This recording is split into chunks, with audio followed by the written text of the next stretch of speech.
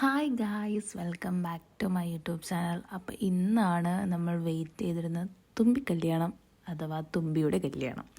Okay, അപ്പം ഞാൻ already നേരത്തെ റെഡിയായി. കാരണം അവളെ പിക്ക് ചെയ്യാൻ പോകുന്ന വണ്ടി, അതായത് അവളെ ടെമ്പിളിൽ വെച്ചാണ് മാരേജ്. അപ്പം അമ്പലത്തിൽ കൊണ്ടുപോകാൻ വേണ്ടി ഏറ്റിരിക്കുന്നത് ഞാനും എൻ്റെ ഫ്രണ്ട്സുമാണ്.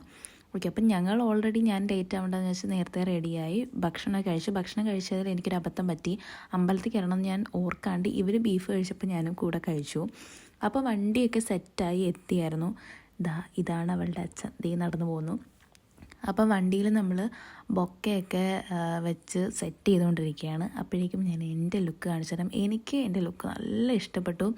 സാരി ആയാലും മേക്കപ്പ് ആയാലും എനിക്കിഷ്ടപ്പെട്ടു. അപ്പോഴേക്കും ബ്രൈഡും ഒരുങ്ങി റെഡി ആയിട്ടുണ്ടായിരുന്നു. ആക്ച്വലി ആൾ റെഡിയാവാൻ കുറച്ച് ലേറ്റായി. പിന്നീടാണ് അനിയത്തി കുട്ടിയായ അവൾ റെഡിയാവാൻ വേണ്ടിയിരുന്നത്. അപ്പോഴേക്കും നമുക്ക് ഇവളെ കൊണ്ടുപോകേണ്ട സമയം അതിക്രമിച്ച് വരികയായിരുന്നു.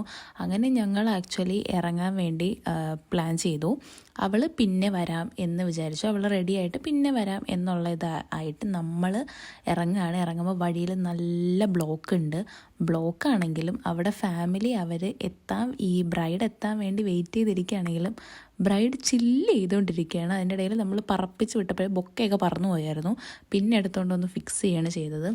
സത്യം പറഞ്ഞാൽ ഞാൻ കൂടുതൽ വ്ളോഗ് എടുക്കണം എന്ന് വിചാരിച്ചാണ്. പക്ഷേ കല്യാണം ഒരു തിരക്കിട്ട കല്യാണമായിപ്പോയി. അതുകൊണ്ട് ഒരുപാടൊന്നും എടുക്കാൻ സത്യമായിട്ടും പറ്റിയില്ല.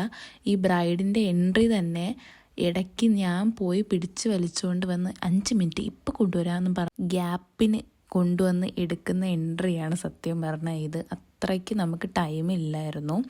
അങ്ങനെ കുറച്ച് എൻട്രിയും കാര്യങ്ങളൊക്കെ എടുത്തിട്ട് അപ്പോഴേ കല്യാണത്തിൻ്റെ വീഡിയോ ഒന്നും എടുക്കാൻ എനിക്ക് പറ്റിയില്ല. പിന്നെ ഇതാണ് അവളുടെ ഫാമിലി, അവൾ, അച്ഛൻ, അമ്മ, അങ്ങനെ എല്ലാവരും.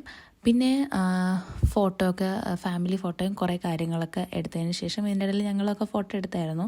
അതിനുശേഷം ഓൾറെഡി ഒരു കരച്ചിൽ ഉണ്ടാവും. ഞാൻ അമ്പലത്തിൽ വെച്ച് പോയപ്പോൾ കരച്ചിൽ ഞാൻ കണ്ടില്ല.